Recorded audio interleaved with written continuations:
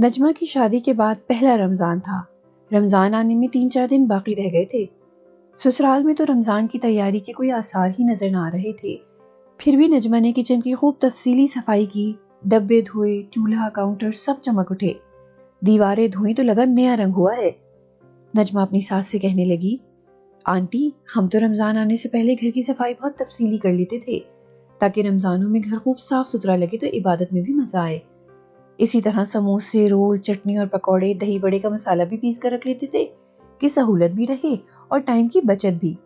آپ سموسوں کا سامان منگوا دیں تو میں بنا کر فریز کر دوں گی، اور چنے منگوا دیں تو وہ بھی ابال کر پیکٹ بنا کر رکھ دوں گی۔ نہیں بھائی، ہمارے ہاں تو سب تازہ بنتا ہے، جب بنانے ہوئے تو منگوا دوں گی۔ اور چھولے تو رات میں بھگو، صبح ابلنے چڑھا دو، گل جاتے ہیں۔ ہم تو ایسے ہی کرتے ہیں، ہمارے ہاں تو کھانا ہی پکتا ہے، بس ساتھ پہ ایک آدھ چیز بنا لی۔ نجمہ دل میں سوچ کر رہ گئی، پھر بھی کہنے لگی، ہاں آنٹی کھانا تو ہمارے ہاں بھی پکتا ہے، مرد تراویح کے بعد کھاتے ہیں، پھر وہی سالن سحری میں کام آ جاتا ہے۔ ہم تو پکا کر رکھ دیتے ہیں، اب افطاری میں سب کھائیں یا تراویح کے بعد۔ اتنے روکھے جواب کے بعد نجمہ نے خاموشی اختیار کر لی۔ گھر پر ساس کی ہی حکمرانی تھی، اپنے حساب سے جو کہتی نجمہ وہی کر دیتی۔ پہلی سحری میں بھی نجمہ کو بڑا عجیب لگا کہ پراٹھے، انڈے، چائے پی کر سب نے روزہ رکھا، نہ دہی، نہ پھینی، نہ کھجلا۔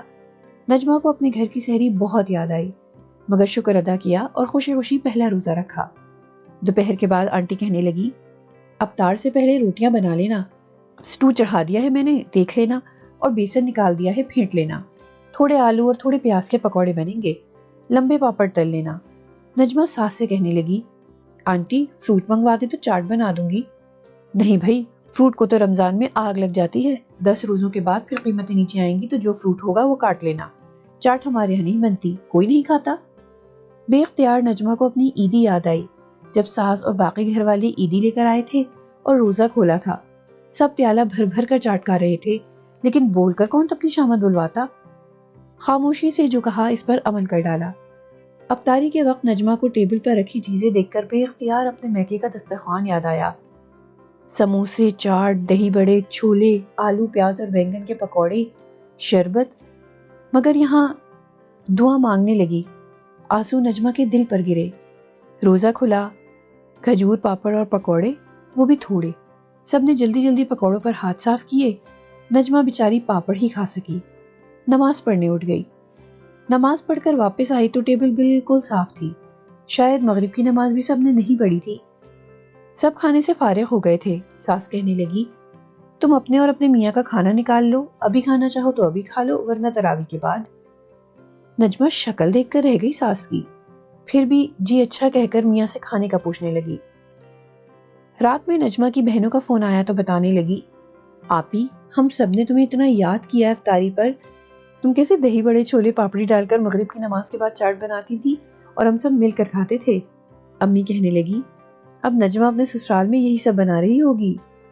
نجمہ کی آنکھوں میں ڈھیر سارے آنسو آ گئے۔ پتہ ہے آپی آج پہلا روزہ تھا نا، ابو نے اتنی افطاری بنوائی تھی کہ ابھی ماسی کے لیے پکوڑے، چاٹ اور دہی بڑے، سموسے ڈال کر رکھے ہیں۔ آپی تم نے کیا کیا بنایا افطاری میں؟ آنسوؤں کو پی کر نجمہ بہن سے کہنے لگی، ہم نے بھی یہی سب بنایا۔ یہ شادی شدہ بیٹیاں بھی کتنی سمجھدار ہو جاتی ہیں کہ میکے والے پریشان ہوں گے، انہیں دکھ ہوگا، بس اسی لیے صبر کر کے ہمیشہ اچھا ہے کی رپورٹ دیتی ہیں۔ کیا بتائیں کہ کس کس جگہ میکا یاد نہیں آتا، قدم قدم پر صبر کے گھونٹ پینے پڑتے ہیں۔ نجمہ بھی اگر بتا دیتی تو پورے رمضان ماں باپ بہنیں دسترخوان پر سجی چیزیں دیکھ کر سوچتے کہ نجمہ کے سسرال میں تو کچھ پکتا ہی نہیں، بیٹی ان چیزوں سے محروم ہے تو ان کے حلق سے کیسے اترتے یہ انواع و اقسام کے کھانے۔ بس یہی سوچ کر نجمہ نے یہی کہا کہ اس کے ہاں بھی یہی سب بنتا ہے۔ کبھی کبھی چھوٹا سا جملہ بھی کئی لوگوں کو پریشانی سے بچاتا ہے اور سکون کا سبب بنتا ہے کہ سب کچھ ٹھیک ہے۔